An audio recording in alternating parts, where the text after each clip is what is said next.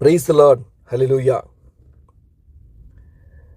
September மாதம் 21ஆம் தேதி 2025 அமாவாசை. இன்று இரவு அன்னை மரியாள் ஆசிரமத்திலே ராவிழிப்பு ஜெபம் உண்டு. ஒரு வாலிபன் சர்ச்சில் இருக்கக்கூடிய எல்லா பணிகளையும் எடுத்து செய்யக்கூடியவனாக இருந்தான். தேவாலயத்தில் வேத வாசிப்பதும் சரி, முன்னின்று வழிநடத்தலும் சரி, எல்லாவற்றிலும் சிறந்தவனாக இருந்தான். திடீரென்று ஒரு நாள் அவன் சர்ச்சுக்கு வருவதை நிறுத்திவிட்டான்.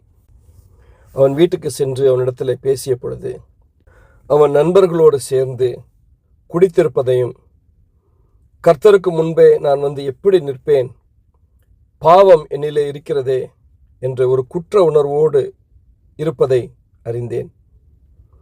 கிறிஸ்துவுக்குள் பிரியமான சகோதரனே, சகோதரியே, அந்த வாலிபன் செய்த காரியம் சரி என்று நான் சொல்ல வரவில்லை.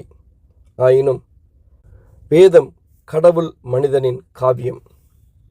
மனிதனின் பலகீனத்தின் நடுவிலே கடவுள் ஒரு மனுஷியை ஆசீர்வதித்து உயர்த்துகிற எத்தனையோ நிகழ்வுகள்தான் வேதம். விசுவாசத்தின் தந்தை என்று அழைக்கப்படுகிற ஆபிரகாம் ஒரு கோழையாய் தன்னுடைய வாழ்க்கையிலே தன்னுடைய சொந்த மனைவியே என்னுடைய தங்கச்சியே, என்னுடைய உடன்பிறப்பு என்று சொல்லக்கூடிய சூழல் ஏற்பட்டது.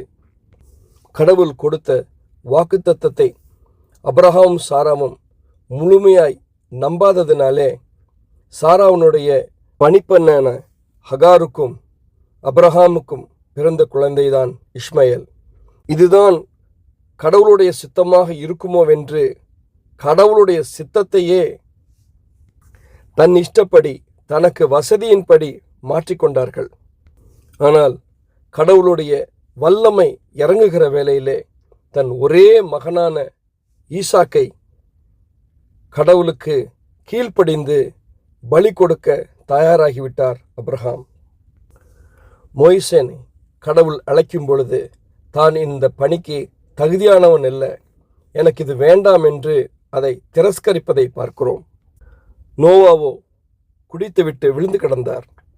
தாவீது அரசனோ தனக்கு உண்மையாயிருந்த வேலைக்காரனுடைய மனைவியோடையே விபச்சாரம் செய்தான். பேதுரு மறுதளித்தார். தோமாவோ சந்தேகப்பட்டார்.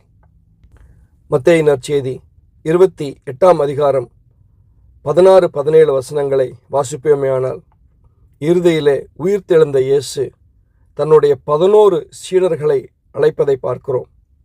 அவர்களை இறைப்பணிக்காக ஆயத்தப்படுத்தும் நேரம். அந்த நேரத்திலே கூட அவர்களில் சிலர் இயேசுவை நம்பவில்லை. மனுஷன் பலவீனன்தான்.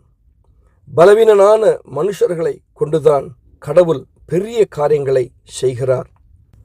யூதாசோ இயேசு சுவாமியை 30 வெள்ளி நாணயங்களுக்காக விட்டுவிட்டான்.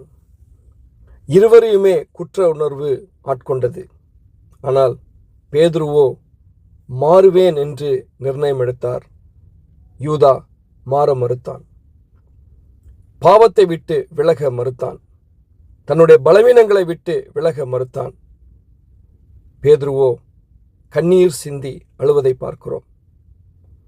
தான் மாற வேணும் என்று நினைத்த பேதுரு திருச்சபையின் பாறை என்று ஆசீர்வதிக்கப்பட்டார். மாற மறுத்த யூதாவோ தற்கொலை செய்து மாண்டு போனான்.